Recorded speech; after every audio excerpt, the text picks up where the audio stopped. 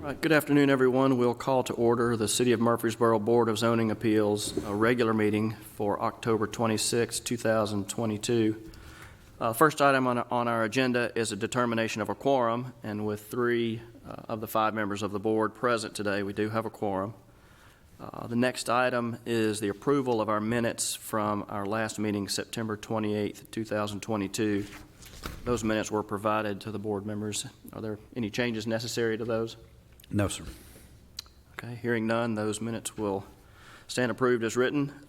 We've got one item of new business today. It's a special use permit. It's application Z22024 by Larry and Betty Oliver, requesting a special use permit to establish an accessory apartment in a single-family residential zone, the RS8, and this is for property located at 411 4th Avenue. Mr. Blomley, if you'd review this application for us. Be glad to, Chairman Young. Our one item on the agenda today is for a special use permit for an accessory apartment. As you mentioned, it's located at 411 4th Avenue, which is located just to the east of Middle Tennessee Boulevard and south of East Castle Street. You can see on the aerial photo in front of you. There is 411 right there. Property is currently zoned RS8, single-family residential, with a minimum lot size of 8,000 square feet. Accessory apartments are permitted in single-family residential zoning districts only after the issuance of a special use permit by the Board of Zoning Appeals. And as you know, with a special use permit, there are certain standards that must be demonstrated in order for the board to grant the special use permit application. Mr.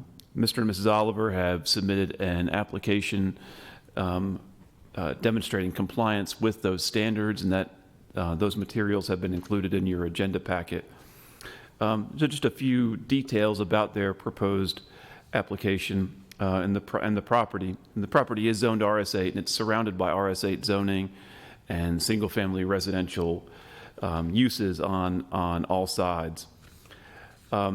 There's an existing single-family home on the property as well as a detached garage. It's a 2-story detached garage, and the detached garage is what they are proposing to renovate into an accessory apartment for a family member. Let me show you the Google Street View. So here is the existing house and the detached garage in the rear. Now, the accessory apartment would be located on the first floor of the detached garage, and it would be a little under 500 square feet. The maximum square footage for an accessory apartment is 700 square feet, so they will be under that maximum square footage. The second story is currently a workshop, and it will continue to be used as a workshop. What they are proposing to do is to, of course, they're going to renovate the structure so the garage doors would go away, and they will be making some renovations to the roof line and the sides of the structure, and then building a staircase, an exterior staircase if you're facing the front of the structure, on the right-hand side of the structure that will lead up to the second story, so that it will be completely separate from the accessory apartment. And on the same side as the staircase, on the right-hand side, there will also be an exterior door on the lower floor that will access the accessory apartment. Mr. and Mrs. Oliver do not yet live in the principal structure on the property, but they are aware that they must reside in the principal structure for there to be an accessory apartment on the property. And they are waiting, I guess, on the outcome of this meeting to determine whether or not they move forward with their plans, at which time they would move into the principal structure, and 2, to move forward with the renovations on the accessory structure. So they're kind of in the process of doing what they need to do to the property to move forward with their plans to reside there and to move an older family member there onto the property as well. The standards, as I mentioned, have been addressed by the applicants and also addressed in the staff comments.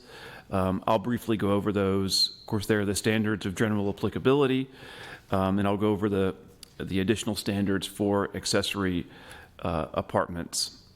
Only one accessory apartment shall be allowed on a lot zoned for single-family purposes.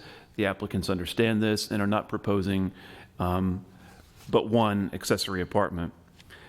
Except for bona fide temporary absences, the owner of the residence or lot upon or in which the accessory unit is created shall occupy at least one of the dwelling units on the premises, and members of the family or their invited guests shall occupy the other dwelling unit.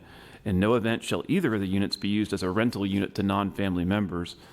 And the applicant has confirmed that they are aware of this and that they will be living in the principal structure, and that they are aware that that neither of the units could be used for a rental unit, and they are willing to record a restriction on the property as the board has required in years past on applications such as this, so that in the event they sell or transfer the property, future owners will be aware of how the accessory apartment, how its use is limited. Number 3, the accessory apartment shall be designed so that to the degree reasonably feasible, the appearance of the building remains that of a one-family residence, and in general, any new entrances into an existing structure shall be located on the side or in the rear of the building. As I mentioned, the access points will be on the side of the building, kind of facing the interior of the backyard.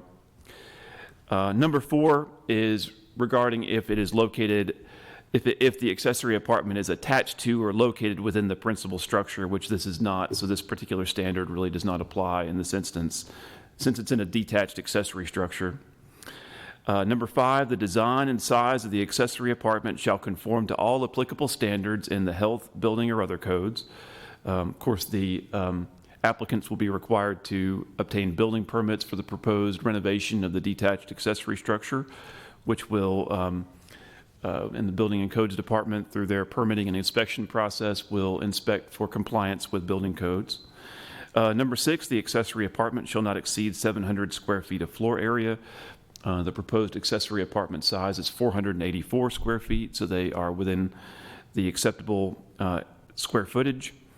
Number 7, the BZA may condition approval upon the special use permit lapsing as such time as the ownership of the property is transferred. They understand that the board may require that as a condition. And number 8, the BZA may require additional standards in order to assure the compatibility of the proposed use with the adjoining properties. Staff has reviewed the application, and it's staff's opinion that the special use permit request complies with the standards of general applicability and with the standards for accessory apartments. The recommended conditions of approval are as follows. The special use permit approval is for a 484 square foot accessory apartment, basically just restating what they're asking for. Number 2, the owners of the property for this accessory apartment shall occupy at least one of the dwelling units on the premises, and members of the family or their invited guests shall occupy the other dwelling unit. In no event shall either of the units be used as a rental unit to non-family members. Number 3, the second floor studio workshop of the detached accessory structure shall remain a workshop and shall not be converted or used to be a part of the accessory apartment so as not to exceed the maximum 700 square feet. Number 4, the applicant shall complete a restriction on the use of land and record that in the Register of Deeds office. And number 5, prior to submitting an application for a building permit, the applicant shall submit a detailed floor plan to the Planning Department for review and approval as a part of the building permit application. And just to show you a few additional exhibits.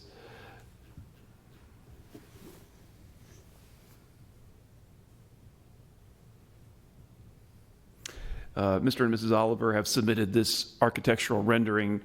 This is not specifically of the garage. This is just kind of to show the style that they're proposing to construct. You see the upstairs or the staircase leading to the upstairs, and of course the garage door would not really be applicable because they're ceasing its use as a garage. But they're trying to make a good faith effort to show what the structure, what it would look like. And here's a floor plan of the proposed structure. As you can see, a living area, facing towards the front. Let me rotate that image.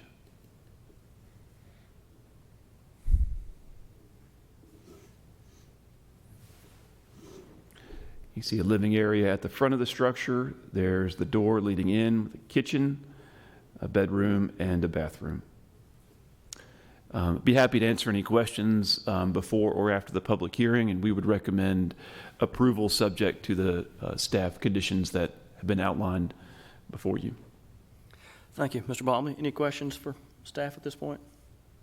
I assume since it wasn't stated in here that the setbacks are all in compliance with the zone. The existing structure is approximately 6 feet off the side lot line, and they are not going outside of that footprint. So we believe that issue is addressed. So that's like a 5-foot setback there for that RS? Yes, sir. For a detached accessory structure, it has a 5-foot side setback. Okay. Any more questions for staff? Mr. or Ms. Oliver, is there anything you'd like to add to the application? Okay. At this time, we'll conduct a public hearing. If there's anyone present wishing to speak for or against this application, if you'd come forward and give us your name and address and provide us any comments you may have. Seeing none, we'll declare the public hearing closed and open the floor for any further discussion or a motion.